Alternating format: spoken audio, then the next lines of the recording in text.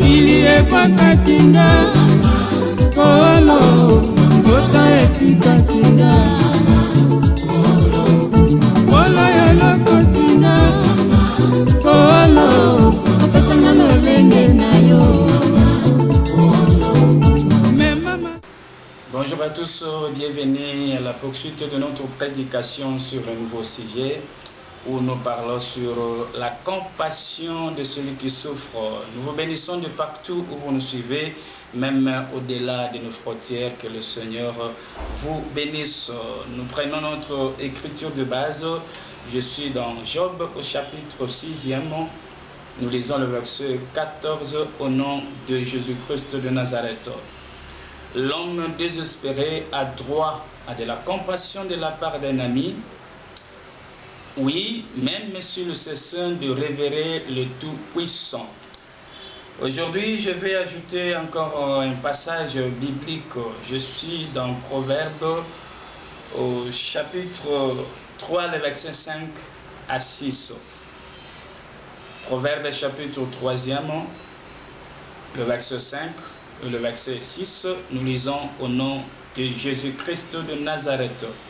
Mets ta confiance en l'Éternel de tout ton cœur et ne te repose pas sur ta propre intelligence.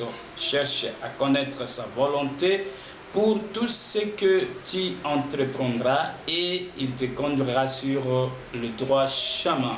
Que le Seigneur bénisse la lecture de sa parole. Nous allons prier le Seigneur.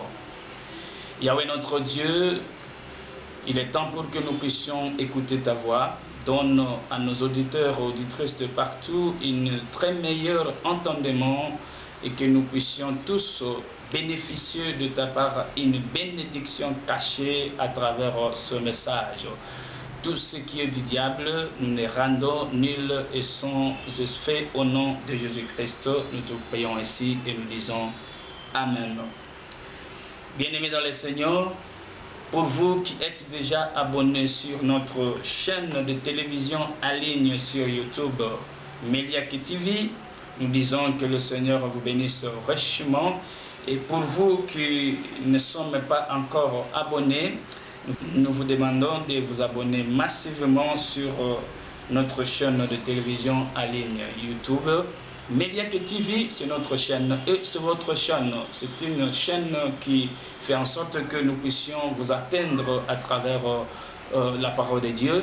Et aussi sur notre page Facebook, aimez et abonnez-vous sur notre page Facebook. Écrivez seulement Apôtre Robert Echaït.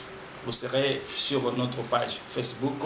Toutes nos activités sont là, nos prédications, nos enseignements, tout sont là et vous serez richement bénis par l'amour du Seigneur. Nous sommes là pour vous et nous continuons sur ce message en ce qui concerne la compassion de celui qui souffre. Selon la déclaration de Job, il a déclaré que celui qui souffre a droit à la compassion de son ami, même quand il abandonnerait la crainte du Tout-Puissant. Dans l'émission précédente, nous avions parlé de l'amitié de Job avec qui? C'était avec son Dieu. Et nous avions bien dit que celui qui a bien révélé et celui qui a bien signifié cette déclaration de Job, c'est Jésus-Christ lui-même. Dans Jean chapitre 15, le verset 15. Jésus-Christ avait dit à ses disciples que désormais, je ne vous appellerai plus serviteurs, mais je vous appelle amis. Vous êtes devenus mes amis parce que je vous ai fait connaître tout ce qui est de mon Père. Je vous ai donné la connaissance de mon Père. Je vous ai donné la connaissance de tout ce que moi je fais. Et là, nous avions dit que selon ce que Jésus-Christ signifie ici, nous comprenons que celui qui est ami de Jésus-Christ ou ami de Dieu, c'est celui qui a la connaissance de Dieu, c'est celui qui a la connaissance de son maître, c'est celui qui fait comme son maître. Et nous avions bien dit que celui qui est ami de Dieu a droit à la compassion de Dieu parce que Dieu est devenu son ami. Aujourd'hui, On va juste évoluer pour vous parler de cet homme de Job qui était l'ombre des choses à venir. En réalité, il est question de notre Seigneur Jésus-Christ d'abord, qui était l'ami de Dieu, qui avait la connaissance de Dieu comme étant son Père, parce que selon la signification que Jésus-Christ donne dans Jean chapitre 15, le verset 15, un ami, c'est celui qui a la connaissance de son maître. Un ami, c'est celui qui connaît tout ce que son maître fait. Et vous allez vous souvenir à ce que Jésus-Christ lui-même avait déclaré un jour lorsqu'il est venu sur cette terre des hommes en exerçant son ministère. Il disait souvent que tout ce que je fais, je ne fais pas de moi-même, mais je fais tout ce que je vis et appris de mon Père. C'est à partir de cette déclaration que nous comprenons que Jésus-Christ aussi, quelque part, était comme un ami de Dieu, simplement parce qu'il connaissait tout ce que son Père avait. Selon l'interprétation de la Bible, un ami, c'est celui qui a la connaissance de son maître. C'est celui qui connaît tout ce que son maître fait. Et Jésus-Christ étant venu sur terre, il était venu comme un envoyé, comme un enfant du Père. Et il disait souvent que tout ce que j'ai fait selon le modèle de mon Père. J'ai fait selon ce que je vis faire mon Père. C'est que Jésus-Christ ne faisait rien en dehors de ce que son Père faisait.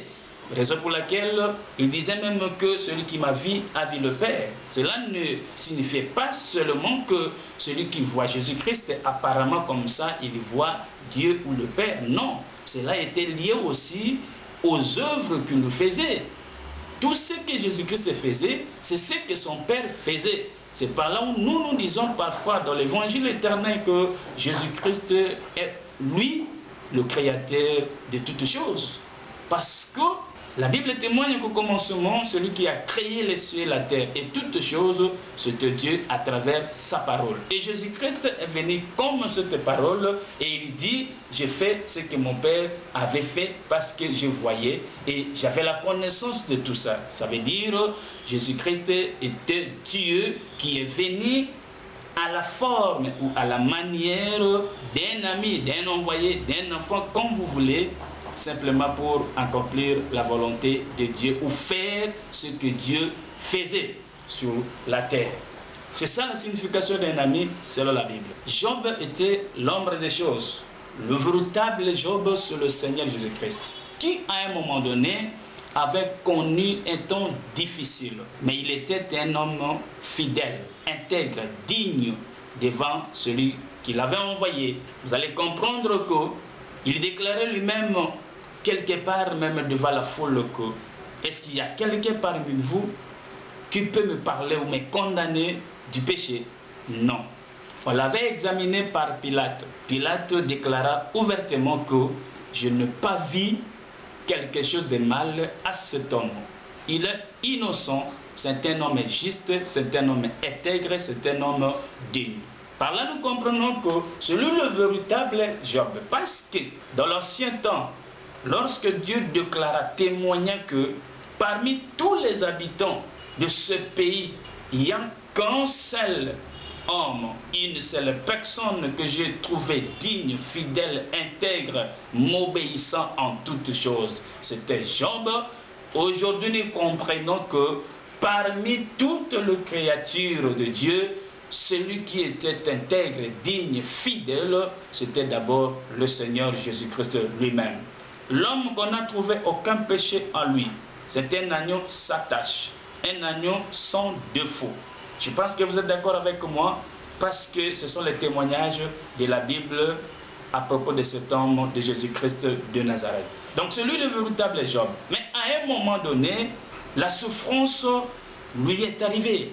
Jésus-Christ est passé par la souffrance comme Job aussi. Ici, je suis dans la révélation. Parce que tout ce qui s'est passé dans la vie de Job, cela était accompli dans la vie de notre Seigneur Jésus-Christ. C'est pourquoi nous disons que Job était l'ombre des choses.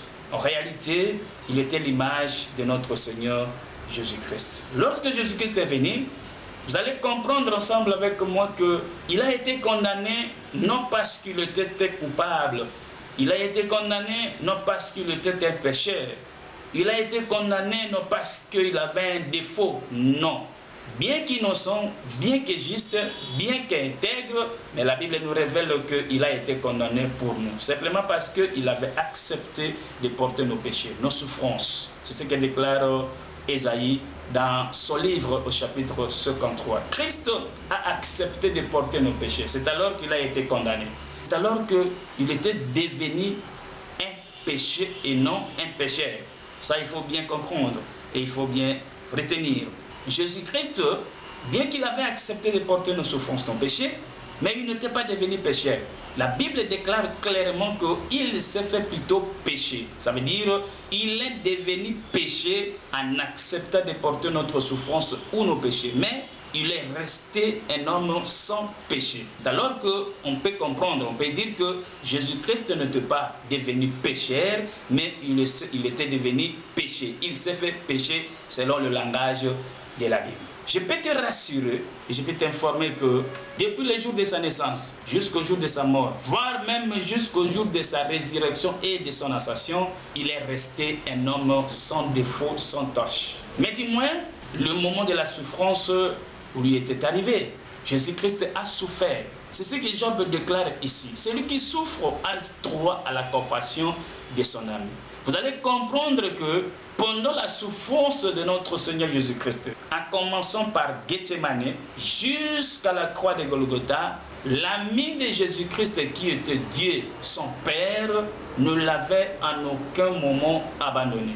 Parce que Dieu respecte sa parole et Dieu est fidèle à sa parole. La Bible déclare que celui qui souffre, s'il a un ami, celui-là a droit à la compassion. Et vous allez remarquer que sur la croix de Golgotha, bien que Jésus-Christ avait crié à la manière des hommes, « Père, Père, pourquoi m'as-tu abandonné ?»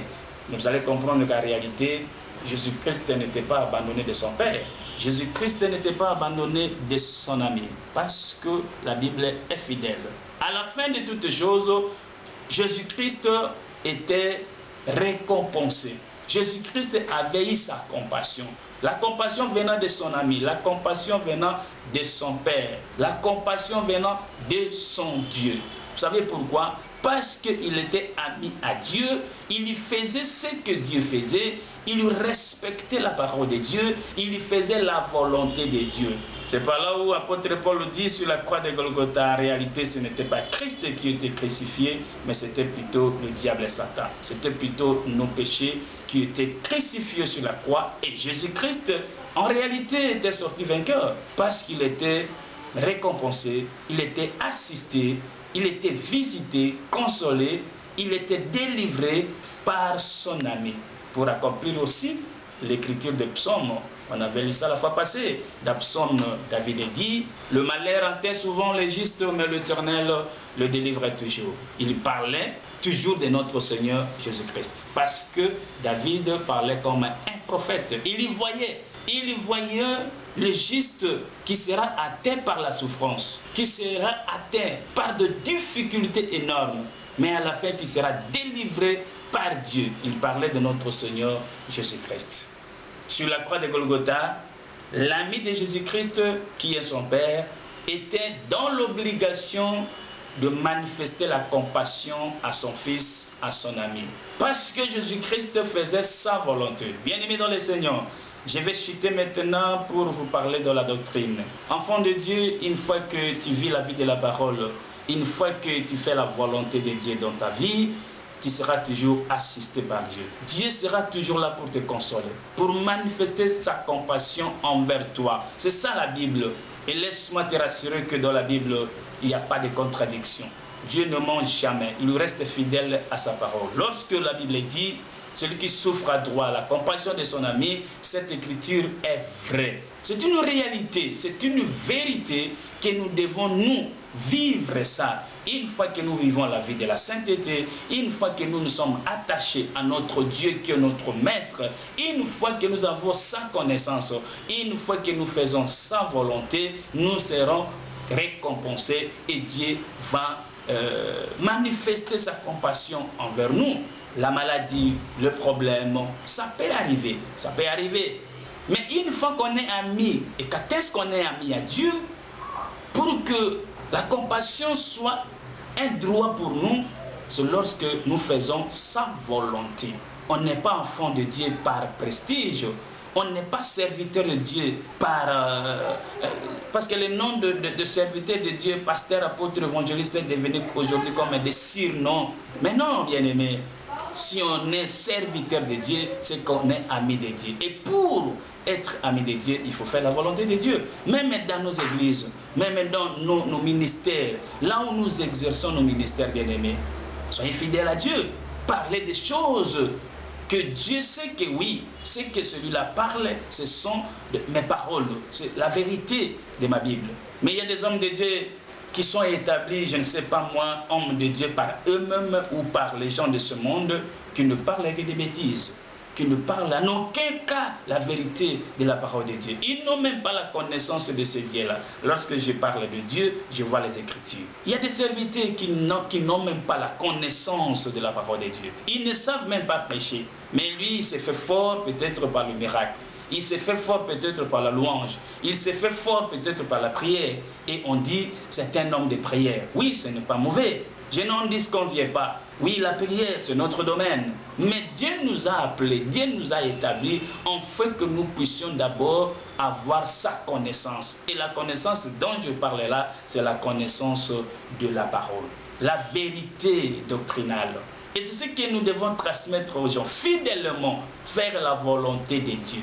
C'est alors que nous serons récompensés par Dieu. C'est alors que Dieu va nous assister, nous consoler. En dehors des hommes de Dieu, j'avais dit la fois passée, tout enfant de Dieu, tout celui qui a crié au Seigneur dans sa vie, tout celui qui a reçu le Saint-Esprit est devenu ami de Jésus-Christ. En faisant la volonté de Dieu, sache que Dieu va toujours t'assister, qu'il lui plaît, qu'il lui neige. C'est ça la joie d'un enfant de Dieu. C'est ça l'avantage d'être enfant de Dieu. Parce que tu as droit à la compassion. Job avait dit, même celui-là abandonnerait la crainte du Tout-Puissant. Même si cet ami-là a abandonné la crainte du Tout-Puissant. Ici, suivez-nous très bien. Nous ne disons pas que le permis aux enfants de Dieu, aux hommes de Dieu, d'abandonner à un certain temps la crainte de Dieu. Non. Mais nous disons que ça peut arriver. Ici, c'est comme s'il est question d'un contrat que Dieu a signé avec ses enfants, avec ses serviteurs. Un contrat qui ne sera en aucun jour. C'est ce que moi j'appelle la relation. Parce que notre relation avec Dieu ne sera en aucun jour brisée. Mais peut-être c'est la communion qui peut être brisée d'une manière ou d'une autre, par nos faiblesses, par nos comportements, par tout ce que nous faisons parfois en tant qu'hommes, avec la chair que nous portons. On peut briser la communion avec Dieu, mais pas la relation. Oui, je vais ouvrir une petite parenthèse sur ce que je viens de dire. La communion peut être brisée, mais pas la relation. Lorsque Job dit, même si celui-là arrivait à abandonner la crainte du Tout-Puissant, mais il a toujours droit à la compassion de son ami, là il veut parler à celui qui a la relation, celui qui a fait la relation avec Dieu. Quelles que soient ses faiblesses, suivez-moi très bien, je n'autorise pas et je ne permets pas et je n'encourage pas les gens à demeurer dans des faiblesses charnelles, non. Mais je vais au moins expliciter une vérité qui est là à propos de la relation avec Dieu. Et cette relation, ce n'est pas à un homme de chercher cette relation avec Dieu. Je vais dire d'une autre manière que ce n'est pas l'homme qui a cherché à faire la relation avec Dieu, mais celui qui a fait la relation avec l'homme, c'est Dieu lui-même. La Bible témoigne que car Dieu a tant aimé le monde, c'est le début, c'est ça la démarche, c'est ça le parcours de Dieu pour faire installer, pour créer une relation avec l'homme qu'il avait créé à son image. Souvenez-vous de ce que déclare la Bible dans Genèse.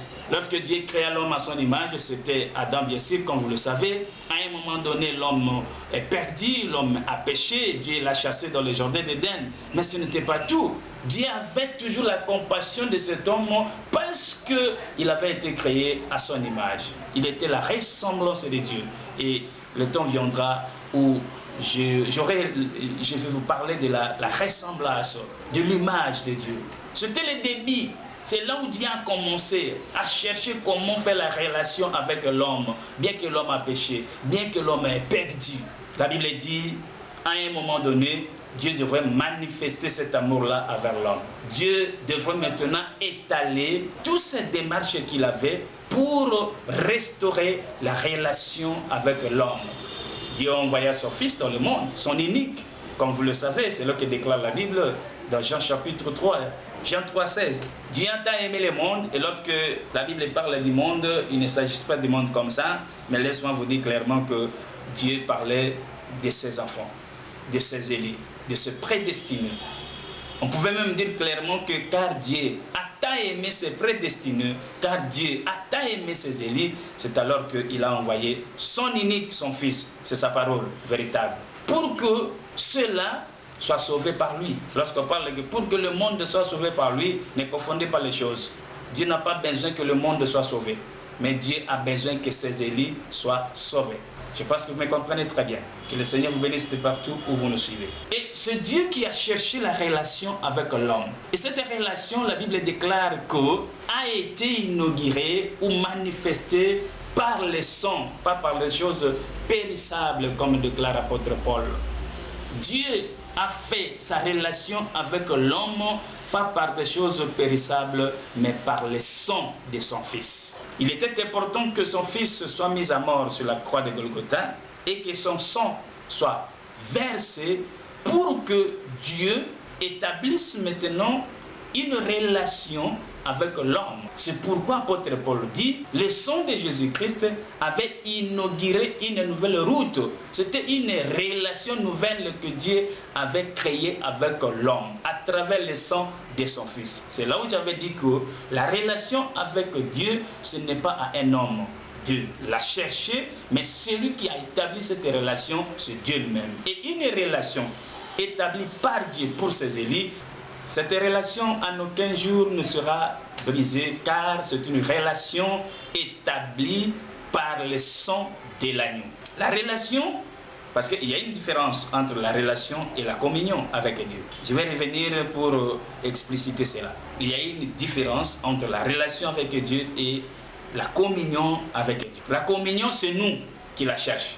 En obéissant à Dieu, en vivant la vie de la parole, en faisant la volonté de Dieu, nous sommes en train d'entretenir notre communion avec Dieu et non notre relation. Celui qui a établi la relation, c'est Dieu lui-même. Cela n'est pas donné à un homme d'entretenir la relation, non. Cela ne dépend pas de nous, cela n'est pas venu même de nous. Ce n'est pas à un homme de fournir les efforts pour que sa relation avec Dieu soit intacte, non. L'homme doit fournir des efforts pour soigner sa communion.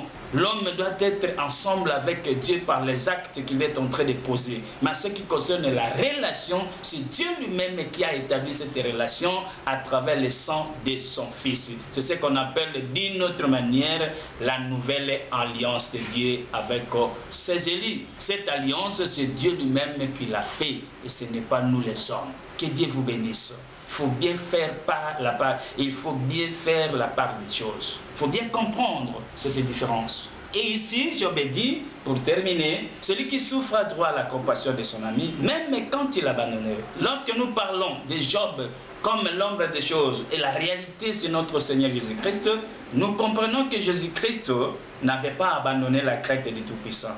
Jusqu'au jour de sa mort, jusqu'au jour de sa résurrection, jusqu'au jour de son ascension, il était toujours fidèle à Dieu. Il respectait toujours Dieu. Il était toujours ami de Dieu. Mais ce paragraphe, ce que déclare Job ici, ça nous concerne nous les hommes, nous les humains. Parce que c'est nous qui parfois abandonnons la crainte du Tout-Puissant.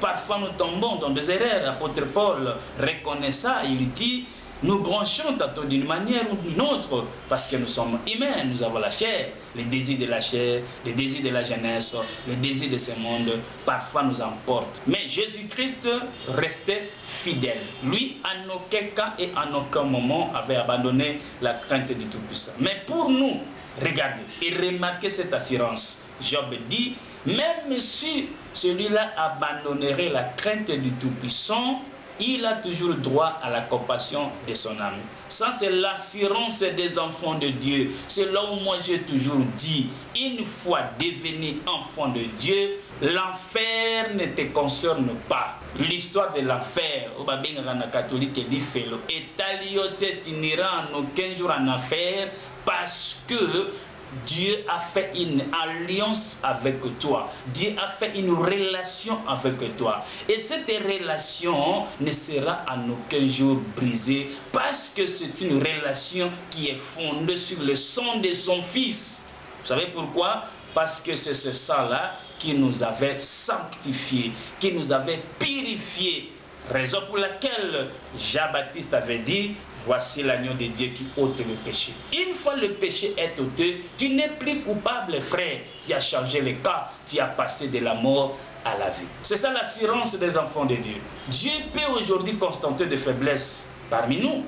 Oui, Dieu peut aujourd'hui constater de faiblesses en nous, ça c'est vrai. Personne d'entre nous peut aujourd'hui frapper la poitrine qu'en moi il n'y a pas de faiblesse. Je ne parle pas du péché, je parle de faiblesse. Nous avons tous des faiblesses, d'une manière ou d'une autre. Mais dis-moi, peu importe, nous sommes rassurants que la compassion est notre droit. Dieu ne peut pas, je vais terminer par ici, que le Seigneur vous bénisse. Dieu ne peut pas te priver des avantages parce qu'il a vu en toi des faiblesses. Mais qu'est-ce qui nous arrive souvent? Parce que la Bible dit, notre Dieu pardonne le péché, mais il punit. Ça veut dire quoi? Tout ce qui était prévu pour nous est là. Dieu ne peut pas nous priver ça. Et Dieu ne peut pas nous enlever ça. Mais ce qui peut nous arriver, une fois que nous vivons dans la faiblesse, une fois que nous n'arrivons pas à faire totalement la volonté de Dieu, parfois notre bénédiction se retarde. Je vais y revenir pour vous expliciter sur ça profondément. J'ai été toujours contre ce que les faux prédicateurs disent souvent que non, Dieu t'a ravi ceci parce que tu as été désobéissant. Dieu t'a privé les enfants parce que tu as été désobéissant. Dieu t'a privé les mariages. Dieu t'a fait ceci. Ça, ce n'est pas notre Dieu. Ça, ce n'est pas notre Dieu. Dieu ne peut pas me priver les enfants parce qu'en moi, il y a des faiblesses. Non, ça, ce n'est pas notre Dieu.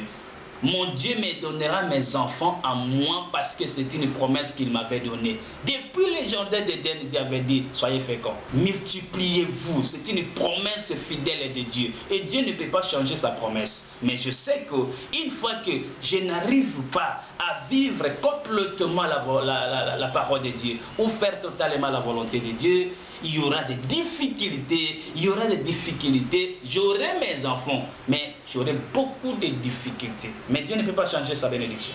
Dieu ne peut pas changer sa position. Que le Seigneur vous bénisse encore une fois de plus. Nous voulons mettre une petite pause, un peu virgule, pour vous rejoindre à très bientôt pour la troisième partie de notre émission ou de notre sujet sur la compassion de celui qui souffre. Que le Seigneur vous bénisse. Nous avons besoin de vos suggestions. Nous avons besoin de vos commentaires, vos encouragements et vos questions, pourquoi pas, si vous en avez. Mais nous demandons aussi votre soutien de prière. Priez pour nous. Je suis apôtre Robert Echaïtou, représentant légal de l'ensemble de l'Église de Christ à Kinshasa. C'est ici que nous faisons l'œuvre de Dieu. Et je pense qu'à très bientôt, nous allons nous étendre partout dans le monde selon que Dieu va nous envoyer. D'ici là, portez-vous bien et que le Seigneur vous bénisse.